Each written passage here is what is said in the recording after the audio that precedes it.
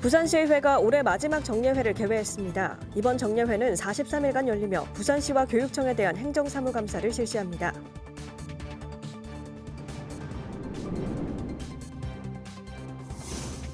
에어부산 분리매각 촉구와 수의계약 과정을 둘러싼 백지화 주장 등 가덕도 신공항 조성을 둘러싼 시민사회의 의견이 엇갈리고 있습니다.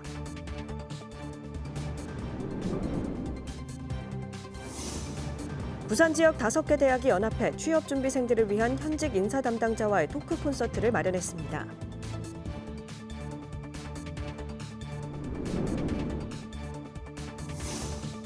부산 사하구 을숙도에 국립자연유산원을 건립하는 사업이 정부 기획재정부 예비타당성 조사 대상 사업에 선정됐습니다. 생태관광의 핵심 기반 시설을 갖출지 주목됩니다.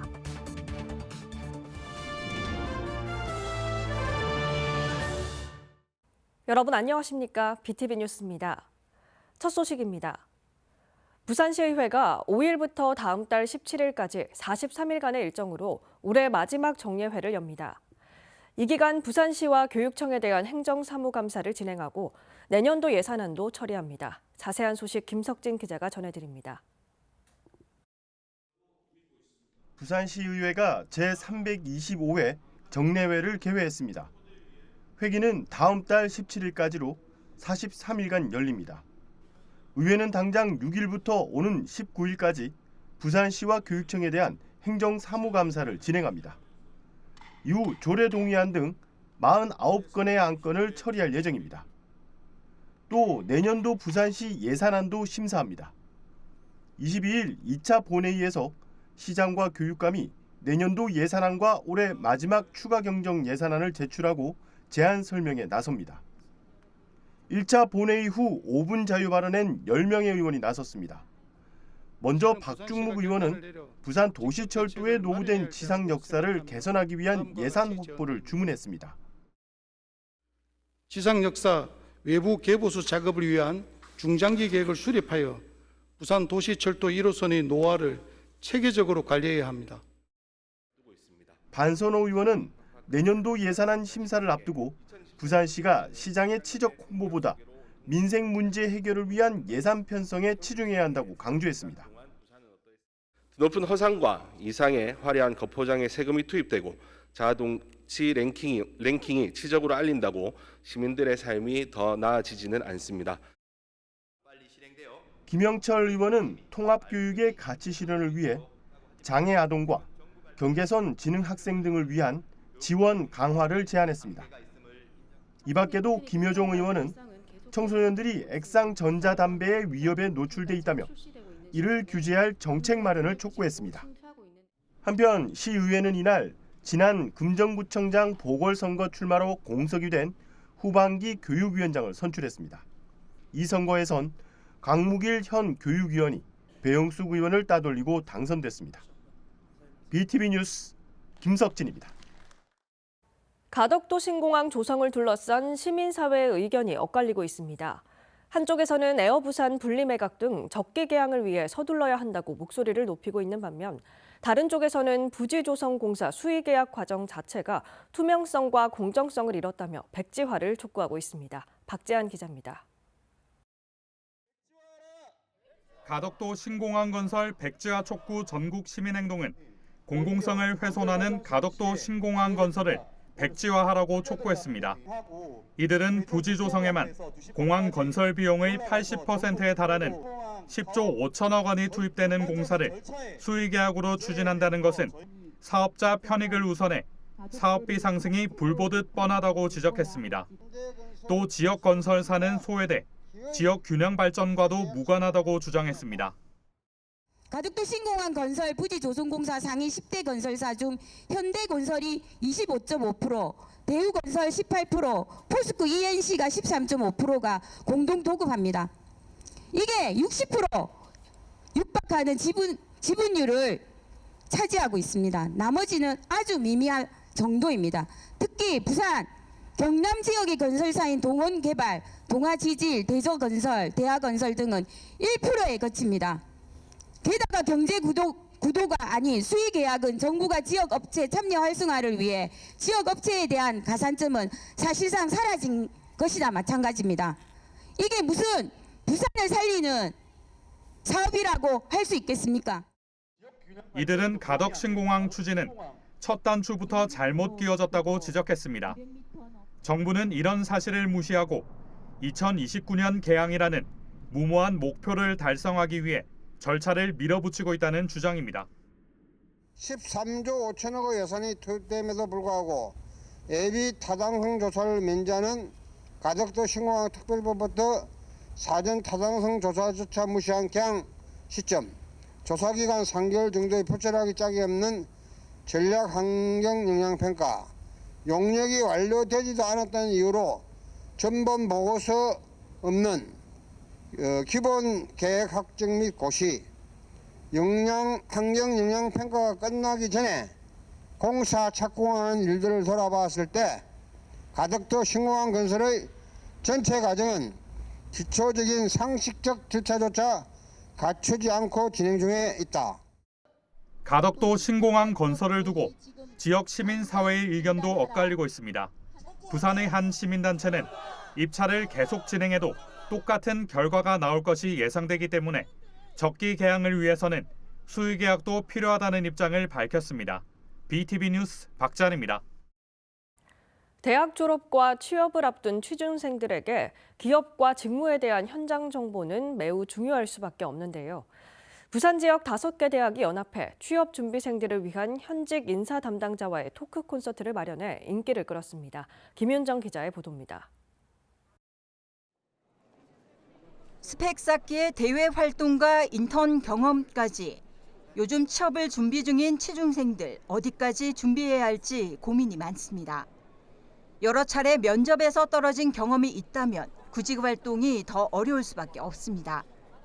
공기업과 대기업, 중견기업 등 현직 인사 담당자와 취업에 성공한 졸업생 선배와의 토크 콘서트 현장에 취준생 200여 명이 모였습니다. 일단 여러 차례 탈락이 있었는데 그런 거에 대한 답을 못 찾아서 조금 답답했는데 이번 기회를 통해서 인사 담당자 분들께 조언을 얻고 조금 더 답을 찾아가는 그런 과정이 될 것 같아서. 채용 시 어떤 지원자를 뽑고 싶은지, 면접 시 가장 중요하게 보는 요소는 무엇인지 인사 담당자들에게 직접 묻고 답합니다. 졸업생과의 만남 자리에서는 취업 성공 비법을 나누고 궁금증을 해소합니다.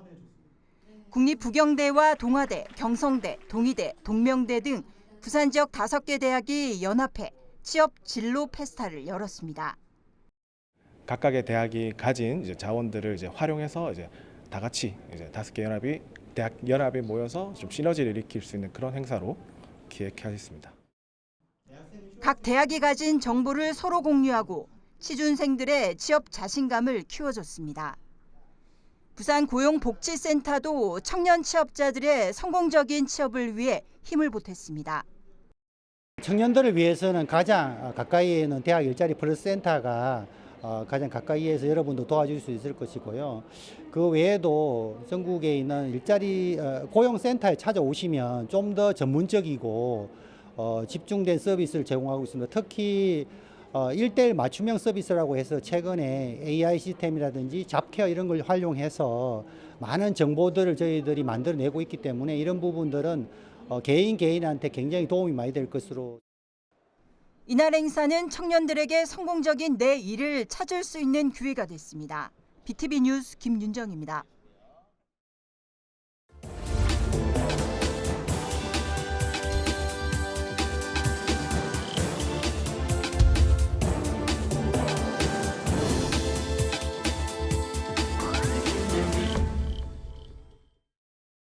케이블 TV 공동기획 지역을 살려라 시간입니다. 여주시와 양평구는 인접해 있지만 인구 측면에서 보면 인적 구성이나 생활상은 다소 차이를 보이고 있습니다. 인구가 꾸준히 늘고 있는 양평구는 고령 인구 증가가 눈에 띄는 부분이고 여주시는 젊은 인구 유입을 목표로 삼고 있습니다. 두 자치단체의 상황, 딜라이브 TV 신승훈 기자가 짚어봤습니다.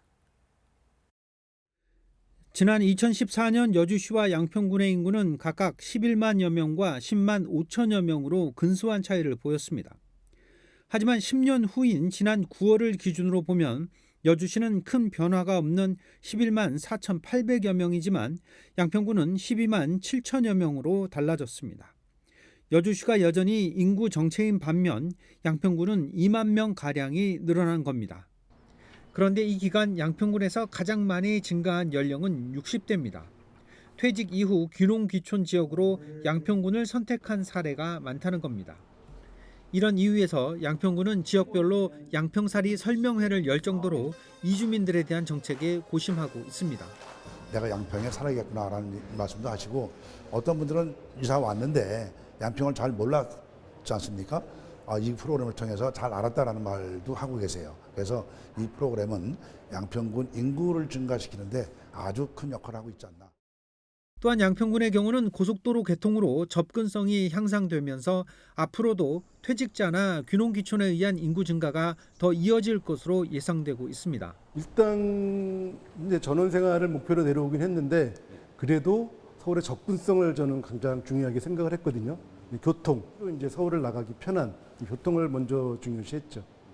그리고 두 번째는 환경.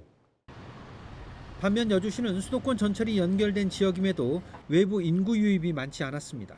이에 대한 해법으로 여주시는 산업단지 14곳을 비롯해서 젊은 층의 인구 유입을 목표로 한 정책 시행에 나섰습니다. 역세권 조성과 맞물려서 출산 가능한 세대의 전입을 위해 의료나 교육 등의 정책적 지원을 늘려가겠다는 겁니다. 젊은이들이 일자리 만들어서 인구 늘리면은 태어난 아기 수가 우리가 1년에 1,000명이 넘었었는데 요즘 450명이에요. 얼마나 지금 걱정이 많은지 모르겠습니다. 젊은이가 많으면은 어쨌든 태어나는 아기 수가 늘 거 아닙니까?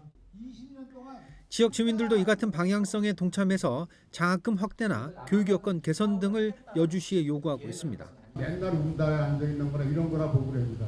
그런 것도 너무나 활성화시키지 말고 결실을 최대한 줄여서 청소년애들 같은 분들한테 그 장학금을 제도로 하면은 우리 같은 70대 된 사람도 아이를 낳을 것 같습니다. 결국 지역 상황에 맞는 인구 증가 정책이 필요하고 시군의 장기 발전 계획의 방향도 이를 반영해야만 지역 소멸의 위험에서 벗어날 수 있다는 것이 지역 전문가들의 의견입니다. 딜라이브 뉴스 신승훈입니다. 수도권의 대표적 인구 감소 지역인 연천군이 주목한 건 생활 인구입니다. 국도 3호선과 전철 1호선 등 지난해 개통한 교통망과 지역의 관광 자원을 활용하겠다는 건데요. 올해 초부터 발급한 디지털 관광 주민증이 한 몫을 해내고 있습니다. 딜라이브 TV 건석화 기자의 보도입니다. 2024년 9월 행정안전부 주민등록 인구 기준 연천군의 인구는 4894명. 1995년 54,800명이던 인구는 30년 동안 25% 정도 줄었습니다. 경기도 최북단의 연천군은 가평군과 더불어 경기도의 대표적인 인구 감소 지역입니다. 지난해 국도 3호선 대체 우회도로와 수도권 1호선 개통으로 서울과 한층 가까워진 연천군. 올해는 생활인구 늘리기에 집중하고 있습니다. 연천군은 지난 1월부터 대한민국 구석구석 앱과 홈페이지에서 디지털 관광 주민증을 발급받은 방문객에게 다양한 할인 혜택을 제공하고 있습니다. 디지털 관광 주민증이 담긴 휴대전화를 매표소에 비치된 QR코드에 대자 20% 할인권이 자동으로 생성됩니다. 디지털 관광 주민증은 인구 감소 지역의 경제 활성화 전략입니다. 연천군은 관광 주민증 발급자에게 지역 주요 관광지와 숙박, 음식업 등 여행 편의 시설 16곳의 이용료를 최대 20%까지 할인해주고 있습니다. 관광주민증을 통해서 외집분들이 많이 찾아오시는 편이고요. 할인을 받으시니까 만족하시는 분들이 굉장히 많으세요. 다양한 할인 혜택을 통해 지역 방문과 관광 소비를 유도하고 있습니다. 저희는 제인폭포도 왔었고요. 오토캠핑장도 갔었는데 광범위하게 할인을 받을 수 있어서 다시 또 연천군을 찾지 않을까 생각을 하고 있습니다. 현재 연천군 관광주민증 발급자는 10만 7천여 명. 시행 10개월 만에 연천군 전체 인구의 2배 정도가 관광주민증을 발급받았습니다. 매일 수백 명씩 발급자가 늘고 있는데 연천군은 이들 가운데 30%가량이 실제 지역을 방문할 것으로 기대하고 있습니다. 연천군 인구가 다소 줄어들고 있지만 이 생활 인구를 확장시켜서 이분들이 종래적으로는 연천군에 정주할 수 있도록 만드는, 그래서 연천군 인구를 늘려나가는 그런 인구 증대 효과가 있고요. 단기적으로는 그런 과정 속에서 침체된 지역 경제를 활성화하는 그런 견인차 역할을. 연천군은 인구 감소를 막기 위한 정책적 대안이 실제 인구 유입으로 이어질 수 있도록 편리해진 교통과 천혜의 자연 등과 연계한 홍보 활동을 벌이고 있습니다. 딜라이브 뉴스 권석화입니다.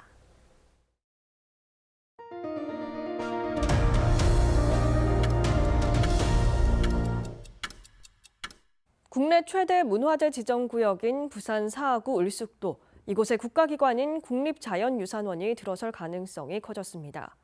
내년 정부의 예비타당성 조사를 통과하면 자연유산을 전시하고 보관할 수 있는 종합시설을 품게 됩니다. 박철우 기자입니다.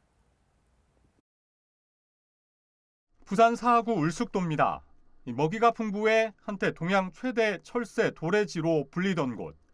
1966년 낙동강 하류 철새 도래지라는 이름으로 천연기념물 제179호로 지정된 곳이기도 합니다. 이곳에 국가기관인 국립자연유산원이 들어설 가능성이 그 어느 때보다 높아졌습니다. 기획재정부의 예비타당성 조사 대상 사업에 선정됐기 때문입니다. 앞으로 1년 정도 사업 타당성이 있는지 따져보게 됩니다. 예비타당성 조사를 이제 기재부에서 하게 되면 이제 이게 말 그대로 뭐 사업에 어떤 타당성이 있는지를 조사를 하는 거잖아요. 근데 이제 뭐 이게 대상이 선정이 됐기 때문에 이제 기재부에서 그 조사를 하는 거죠. 건립 대상지는 을숙도 말고도 낙동강 하구 철새 도래지 둔치도와 이 다대포 소각장 부지 등이 검토되다 을숙도로 정해졌습니다. 이에 기재부의 예비 타당성을 통과하게 되면 축구장 5개 크기에 이르는 부지에 이 지상 4층 규모의 국립자연유산원을 품게 됩니다. 천연기념물이나 명승이나 이런 자연유산이라고 불리는 그거를 보존하고 연구하고 전시하고 그런 기능의 역할을 하는데, 부지에 이제 이런 역할을 하는 기관이 들어오는데 조금 의미가 있는 걸로 생각을 하고 있습니다. 한편 국립자연유산원 건립사업이 예비 타당성 조사를 통과하면 2026년 기본계획 수립을 통해 2030년 개관을 목표로 하고 있습니다. BTV 뉴스 박철우입니다. 부산시는 지난 5일 오전 시청 영상회의실에서 BICC 중미 이국 커피원과 함께 부산 커피 물류 허브 조성을 위한 업무 협약을 맺었습니다.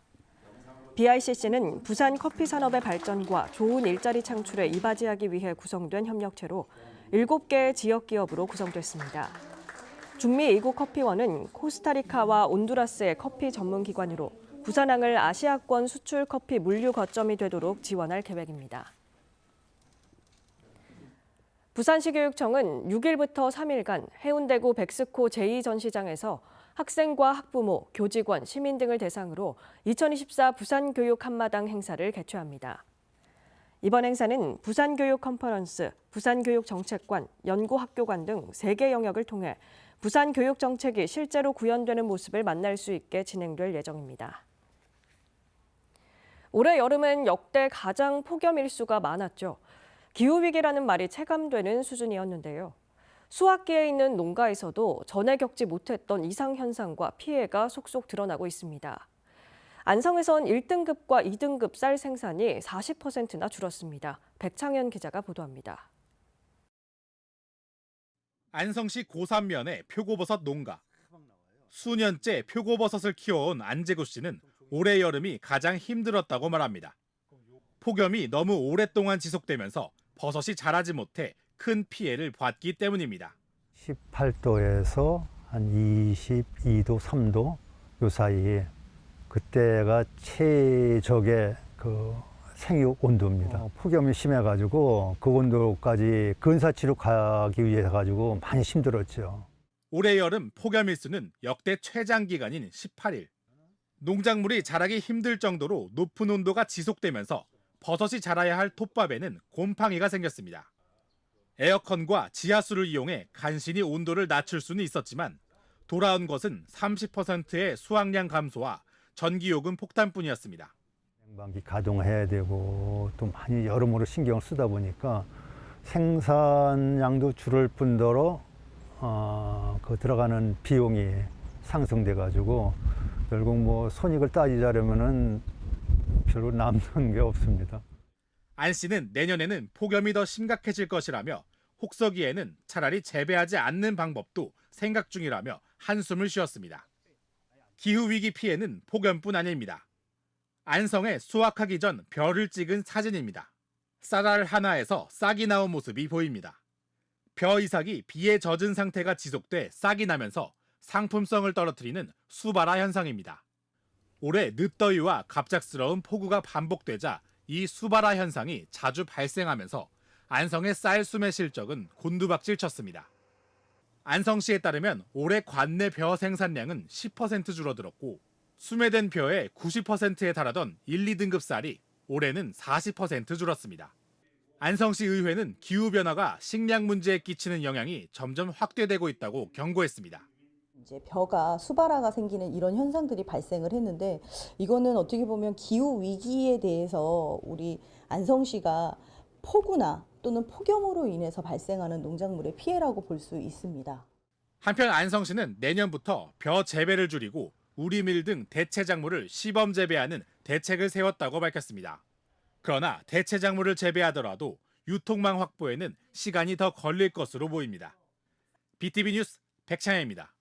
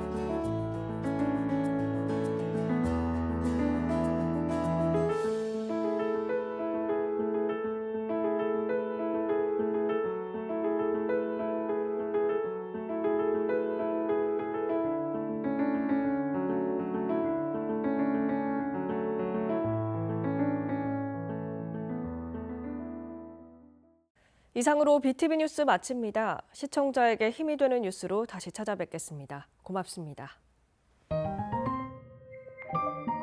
채널 BTV